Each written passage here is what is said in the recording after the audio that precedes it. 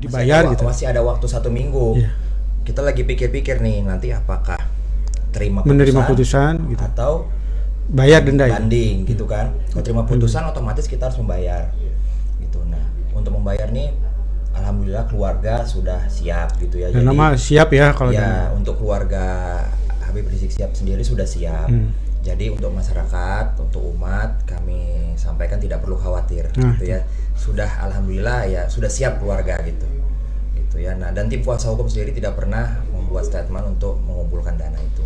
Jadi sebaiknya dipakai untuk yang lebih membutuhkan saja gitu ya.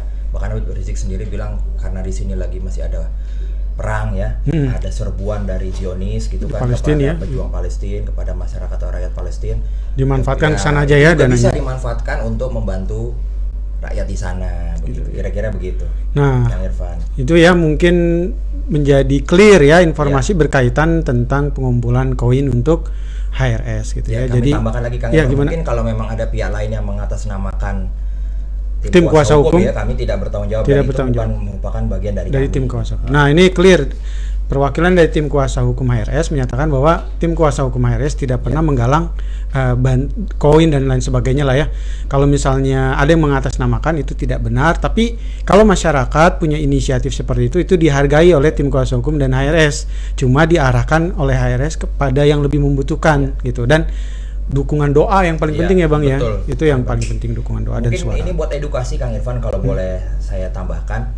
Jadi kadang-kadang masyarakat ini kan menilai ya lawyer itu apa namanya, lawyer ya just lawyer gitu kan. Tapi kalau udah labelnya kuasa hukum atau penasihat hukum itu kan kuncinya ada di surat kuasa.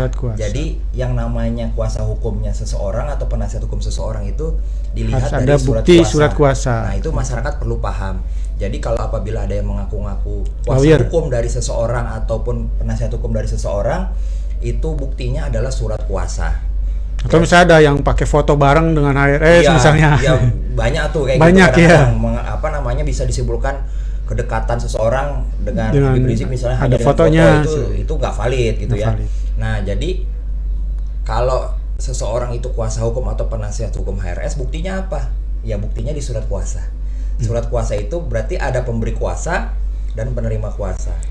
Mungkin foto-foto lawyer-lawyer yang aneh kenal nih, lawyer tim kuasa hukum HRS kayaknya jarang lah foto-foto bareng berdua seperti itu. Ya kecuali kalau lagi sidang. Lagi sidang ya. Tapi kayaknya kalau kemana ada biasa ya. Kalau menyengaja foto gitu malah kayaknya malah canggung. Apaan sih gitu kan? Orang udah biasa ketemu gitu. Nah, jadi di surat kuasa itu pastilah ada tulisan pemberi kuasa ya, dalam hal ini Habib Rizik Syihab ya.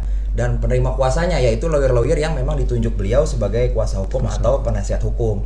Jadi itulah yang bisa mengatasnamakan sebagai kuasa hukum atau penasihat hukum HRS.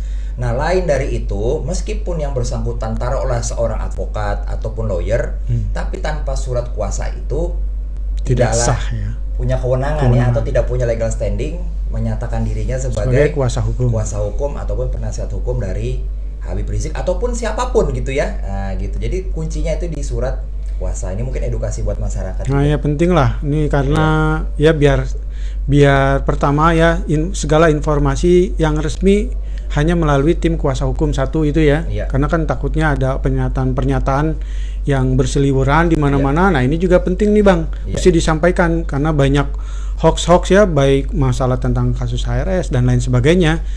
Mungkin perlu diingatkan nih, Bang. Bagaimana sih untuk mempercayai informasi yang harus kita dengar di publik? Nah, ini gimana nih, Bang? Ya, ini Kang Irfan betul sekali, perlu diingatkan juga kepada masyarakat dalam hal apapun ya.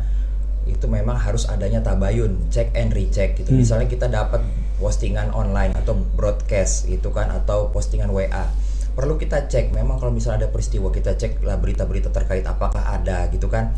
Atau kita tanyakan langsung kalau memang misalnya kayak hal ini ada galang dana yang mengatasnamakan tim kuasa hukum, kan jelas tuh di media-media yang jadi tim kuasa hukumnya siapa gitu. Ada Pak Haji Januar, ada Pak Ahmad Mihdan dan lain-lain.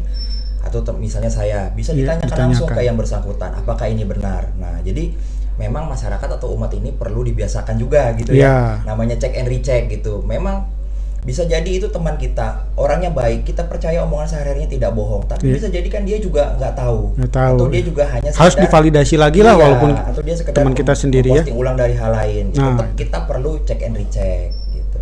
Nah, ini penting banget ya buat semua kawan-kawan sekalian, masyarakat, dalam menerima informasi harus selalu divalidasi ya, ditabayun dulu. Ini kita sudah memasuki azan maghrib. Kasih closing statement dulu Bang, sedikit aja nih. Setelah ini kita selesai. Ya mungkin kita closing statementnya kita berterima kasih ya. Iya. Kami mewakili klien kami Habib Muhammad Rizik Syihab, Habib Hanif, Ustadz Sobri, Ustadz Haris Ubaidillah, Habib Alwi, dan juga Habib Idrus dan Ustadz Maman menyampaikan terima kasih atas dukungan umat, dukungan masyarakat selama ini, terutama doanya juga kepada teman-teman tim penasihat hukum ya, Kang Irfan yang tidak kenal lelah mengerjakan berkas-berkas, mengumpulkan bukti-bukti sampai adanya putusan ini gitu ya. Tapi ingat satu, masih ada perkara RS Umi.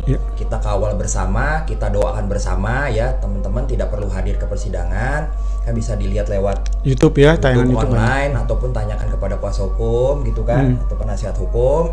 Yang penting kami mohon doanya, mohon didoakan agar dalam perkara Rumah Sakit Umi ini Habib Rizik dan kawan-kawan bisa bebas ya, bebas murni. Alhamdulillahirrahmanirrahim. Cukup sekian ya. Jangan lupa semua teman-teman nih subscribe akun channelnya Ahmad Zaki Ali di YouTube. Nah, ini penting banget nih. Jadi kita akan terus menyiarkan podcast-podcast yang insya Allah akan memberikan edukasi kepada umat gitu ya. Cukup sekian dari saya, Kang Irfan dan Bang Kamil. Kurang lebih mohon maaf. Wassalamualaikum warahmatullahi wabarakatuh.